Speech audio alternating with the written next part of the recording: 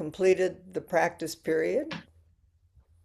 We had a wonderful Shuso Hoshinchiki Dharma inquiry ceremony. We are all much wiser and kinder for the depth of the exchange and the call and the response that went on between everyone in the room. Thank you again to our Shuso Rachel and to everybody. I didn't really get to thank everybody at the end of this. I mean, it's just all of the Inos and the Doans and the Kokios and the people and the Makukio and the Chiden and the flowers and the tech people and the registrar and the tea people and all the people that I forgot. I apologize, but just profound. It really does take a village. So big gratitude.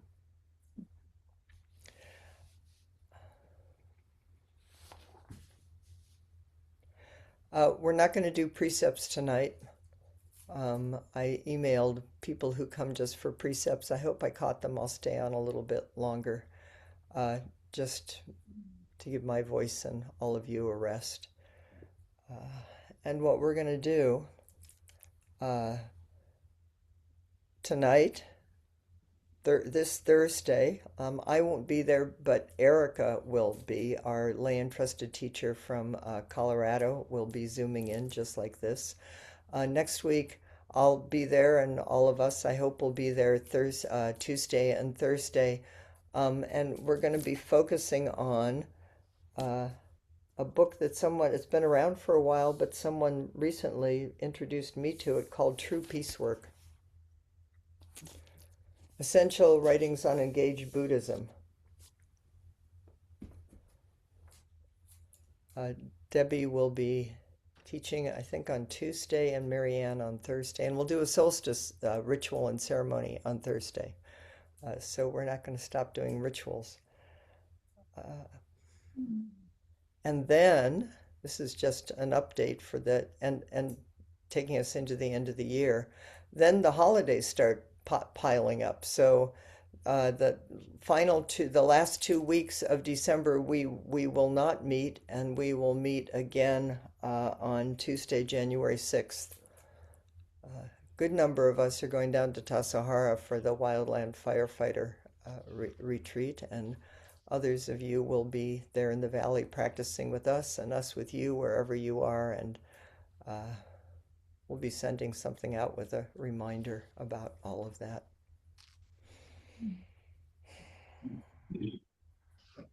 So I was feeling, maybe some of you are feeling, maybe some of you are relieved that we came to the end of the Avatamsaka Sutra. I was feeling a little bereft of showing up every week, and there were all these Buddhas and Bodhisattvas, and there was all this joy and delight. And then it's like, well, where are we now? And who are we now? And how do what is it to practice in this world with I hope we all had taste, at least a taste, moments of really experiencing that the world and linear time and space, as we perceive it, is a very small piece of the picture of what's really going on here. How round and circular, and the jewel net of Indra, and the holographic.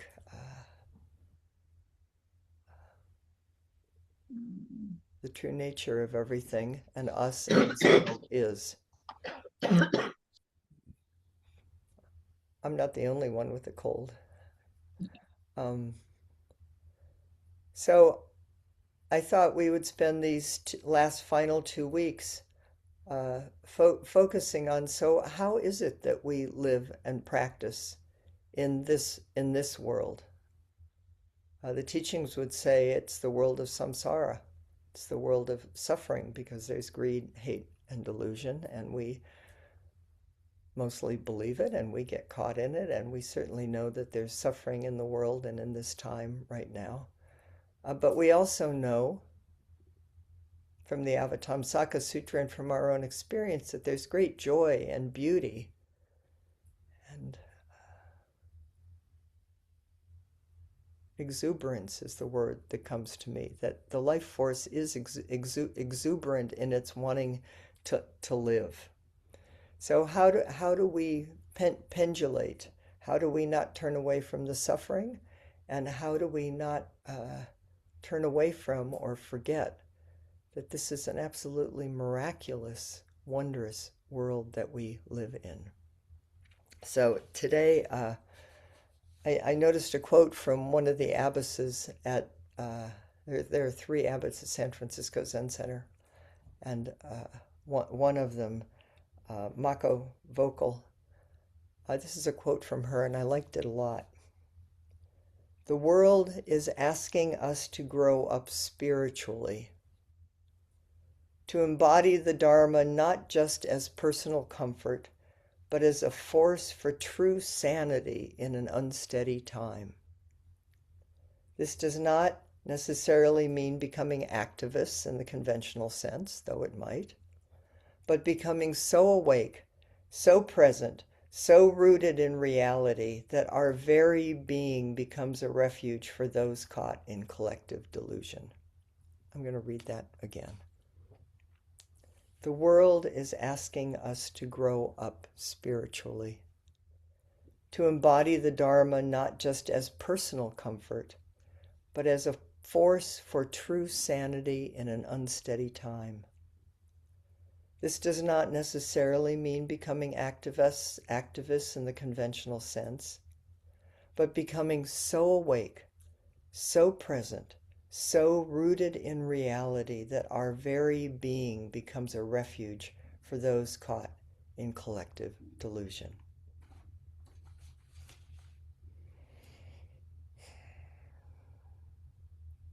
So one of the first things I thought was, there is a book by a Jungian. I can't remember his name at this point. I'm not going to try. But I never wanted to grow up. It never made sense to me because the world didn't particularly look like it made. There was nothing I wanted to grow up into. That's how I ended up in this practice. But what he said is growing down. He said it takes an entire lifetime to plant both feet firmly on the earth. And I thought, that's what I'm interested in. To be so awake, so present, so rooted. And we've had the joy of studying the 10 grounds of the Bodhisattva precepts. Ground. What is it to live fully rooted, present, and awake in this very ground? That is the moment of exactly where we are, things as it is, the world as it is, and to be fully awake, and that in itself is the whole world wakes up with us and we with it. So here from Thich Nhat Hanh, in the introduction to this book, he says, true peace work. True peace work is always possible. Yet it requires strength and practice, particularly in times of difficulty. To practice peace, to make peace alive in us, is to actively cultivate understanding, love, and compassion. Even in the face of misperception and conflict, it requires courage. True peace work, being here fully awake, present, rooted in reality, is always possible, and it requires practice, ongoing commitment to practice peace, to make peace alive in us and in our hearts, to actively cultivate understanding, love, and compassion, no matter what's happening. That takes great courage, which is great heart, and that is, in essence, its bodhisattva vow.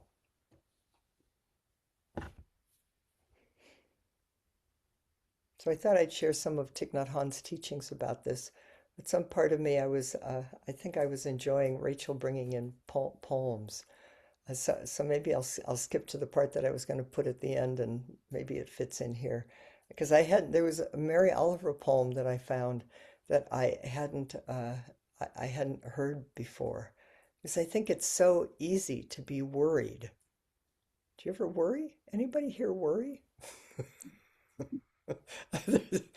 There's a little bit of recognition here. Anyway, so here's just an encouragement before I go with Thich Nhat Hanh, who's going to tell us some practices. I worried a lot. Will the garden grow? Will the rivers flow in the right direction? Will the earth turn as it was taught? And if not, how shall I correct it? Was I right? Was I wrong? Will I be forgiven? Can I do better? Will I ever be able to sing? Even the sparrows can do it, and I am, well, hopeless. Is my eyesight fading, or am I just imagining it? Am I going to get rheumatism, lockjaw, dementia? Finally, I saw that worrying had come to nothing, and I gave it up.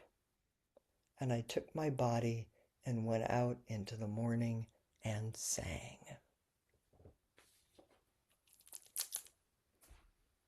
So study worry. What is this thing we do that we call worry?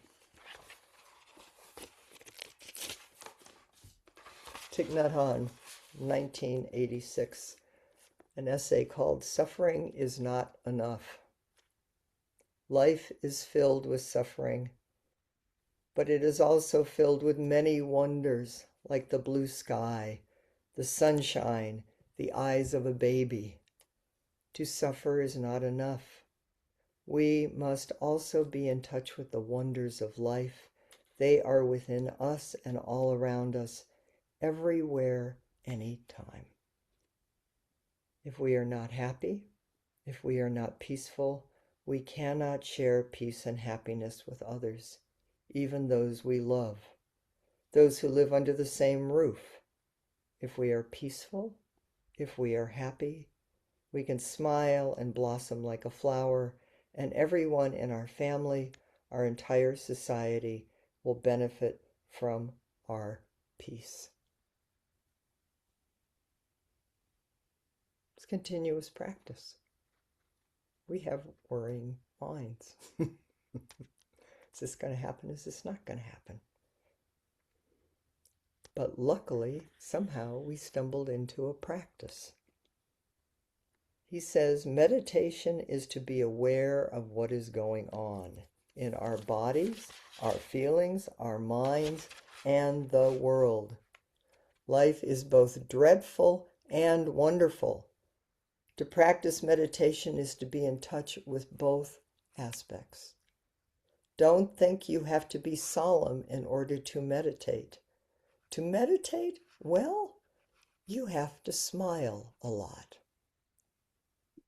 I'm going to read that again. I think spiritual people tend to have a proclivity to be pretty serious. It's probably wouldn't have ended up in this place doing this kind of not so easy practice if we weren't pretty serious people. But in the end, it's like, who knew that it's about finding a smile? You don't have to be solemn in order to meditate. To meditate well, you have to smile a lot. If in our daily life we can smile, if we can be peaceful and happy, not only we, but everyone will profit from it. That is the most basic kind of peace work.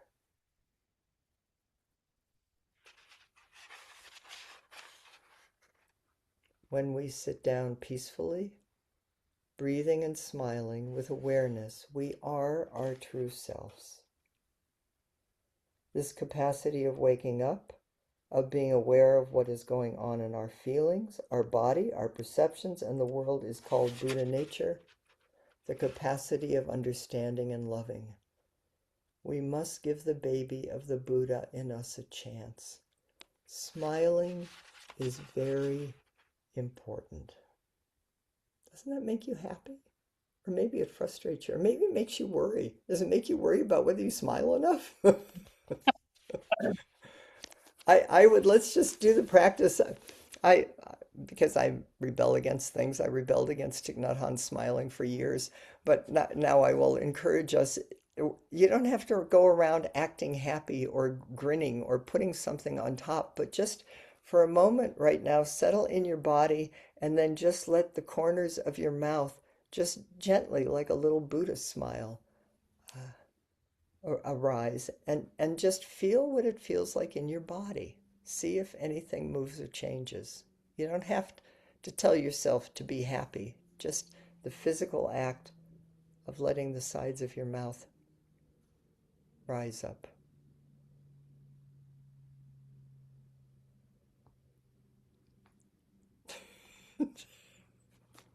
Nothing else, we can enjoy each other, looking at each other, trying to smile and find out what it's like. I will confess, I have a cold, but I did bundle myself up today, and I sort of can't help myself these days. As I went to uh, there was maybe I shouldn't confess. There was a rally at the sheriff's office to ask him please to make this a sanctuary uh, county so that ICE couldn't come in. And I looked at so many people, and there's so people are so worried. And it's really hard to go to something like this and to not put on a worried body. It's almost required in a certain kind of way, or we think it is. But I have to say, it's so amazing. Always, it's like Sangha when you get together with people with deep heart and deep intent. There is something, and I think it's what we can all help each other with, is wherever you are during this holiday season or this time of the dark, is if we take a breath and we ground and we remember and come back and feel sensations and thoughts and likes and dislikes and the mystery and joy of being alive, it actually helps everybody. Everybody's worried. Just a slight smile. The heart gets warm. Thich Nhat Hanh says, 1992, life is a miracle. In Vietnam, when I was a young monk, when I was at this temple in Vietnam this summer. It's why I keep coming back, because I was at that temple that he's talking about here, and he says each village temple had a big bell like those in Christian churches in Europe and America. Whenever the bell was invited to sound, all the villagers would stop what they were doing and pause for a few moments to breathe in and out in mindfulness.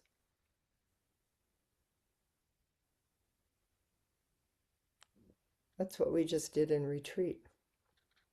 And the bell, or the wooden block, the Han. It's just come back. Come back. Our true home is in the present moment. To live in the present moment is a miracle. The miracle is not to walk on water. The miracle is to walk on the green earth in the present moment, to appreciate the peace and beauty that are available now. Peace is all around us, in the world and in nature and within us, in our bodies and our spirits. Once we learn to touch this peace, we will be healed and transformed. It is not a matter of faith, it is a matter of practice. It is a matter of practice.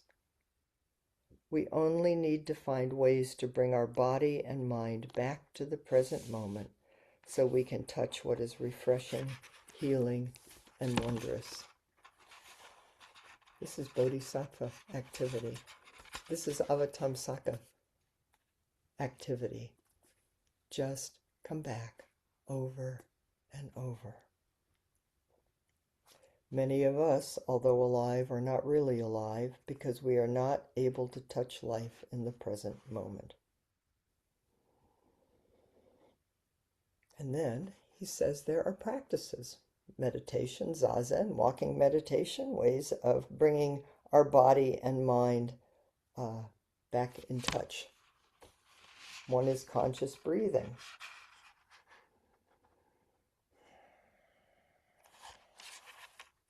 One is he has a practice of touching trees. Let's go find a tree. It's so simple. Some time ago, I planted 3 beautiful Himalayan cedars outside my hermitage, and now whenever I walk by one of them, I bow, touch its bark with my cheek, and hug it. Isn't that sweet? Every time he walks by this tree, you could pick a tree or a bush or whatever you want to pick. And every day bow, touch its bark with your cheek, or rub up against it and hug it. As I breathe in and out mindfully, I look up at its branches and beautiful leaves. I receive a lot of peace and sustenance from hugging trees. Touching a tree gives both you and the tree great pleasure. This is a reciprocal relationship. Trees are beautiful, refreshing, and solid. And when you want to hug a tree, it will never refuse. It will always receive you. You can rely on trees. I have even taught my students the practice of tree hugging. So there you go. That's something that we can take from here. Go find a tree, and it won't say no to you. It will just love you and receive you. In the same way that we touch trees, we can touch ourselves and others with compassion. Sometimes, when we hammer a nail into a piece of wood, instead of pounding the nail, we pound our finger.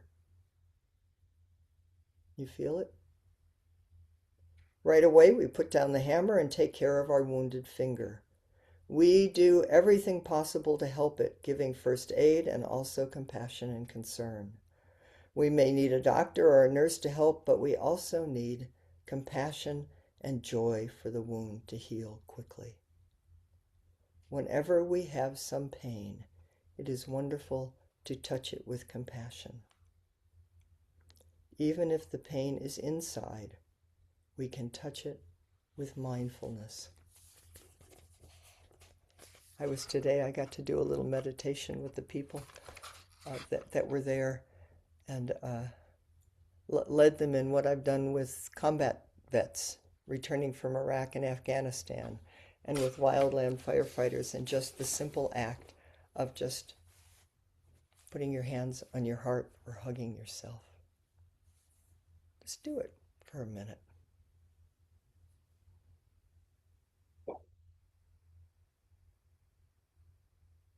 Can you feel it?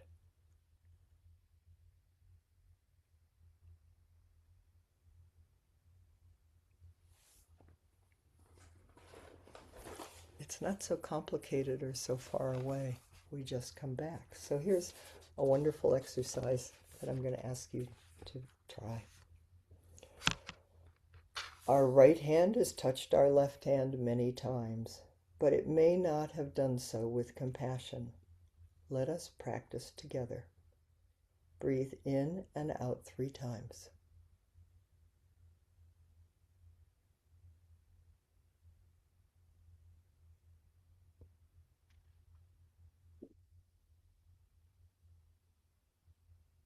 And touch your left hand with your right hand, and at the same time with your compassion. Touch your left hand with your right hand with compassion.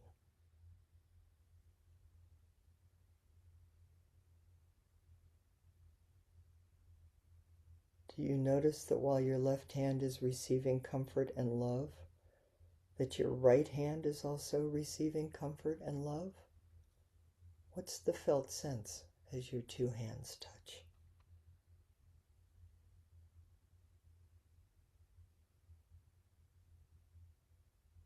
This practice is for both parties, not just one. When we see someone suffering, if we touch her with compassion, she will receive our comfort and love, and we will also receive comfort and love. We can do the same when we ourselves are suffering. Touching in this way benefits everyone.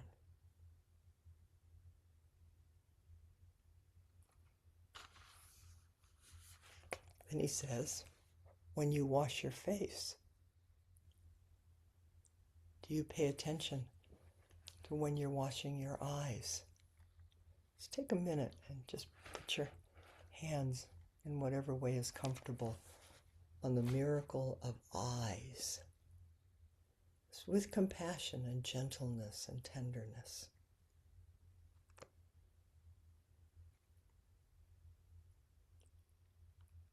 Amazing, these eyes, and what they do and see. Seeing is a miracle, a condition for our happiness, yet most of the time we take it for granted. We don't act as if we are in paradise. When we practice breathing in and becoming aware of our eyes, breathing out and smiling to our eyes, we touch real peace and joy.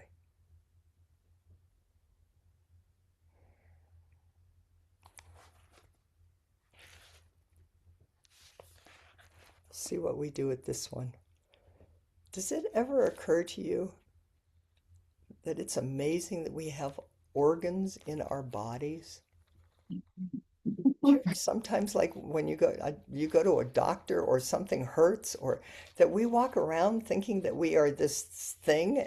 I mean, we are who we are, and this is Chris, and I'm going from here to there. But there's all these organs and blood vessels and veins that are pumping and working together, and usually we don't notice it until something hurts or we get worried, right?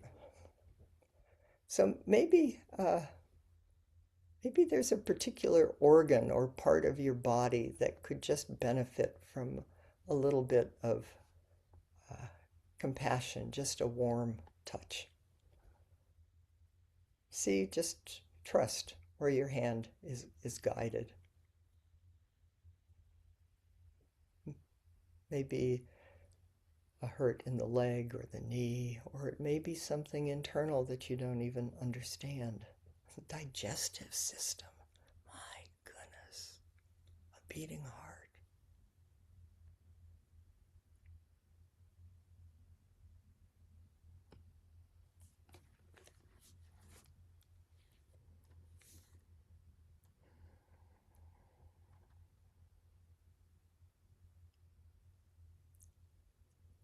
If we want to enter heaven on earth, we need only one conscious step and one conscious breath. When we touch peace, everything becomes real. We become ourselves, fully alive in the present moment, and the tree, our child, our organs, our eyes, our breath, our heart, everything is revealed in its full splendor. The miracle is to walk on earth. The miracle is to walk on earth. This statement was made by Zen Master Linchi. The miracle is not to walk on thin air or water, but to walk on earth, to grow down fully into this body and being here fully present. We can allow ourselves to walk mindfully, touching the earth, our wonderful mother, with each step. We don't need to wish our friends, peace be with you. Peace is already with them. We only need to help them and ourselves cultivate the habit of touching peace in each moment.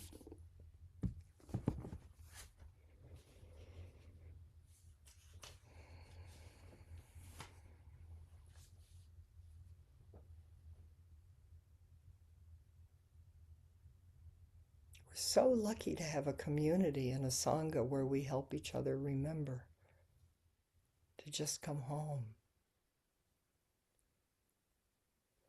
So here's a suggestion. Maybe you in the room, you can find groups of three, find people to talk to that you don't usually talk to.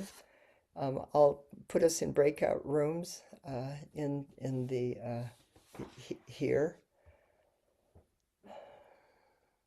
The world is asking us to grow up or to grow down spiritually, to be a force for true sanity, to become so awake, so present, so rooted in reality that our very being becomes a refuge.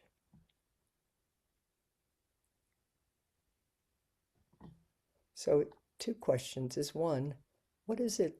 What is refuge? What is to be refuge? What is to let something be refuge?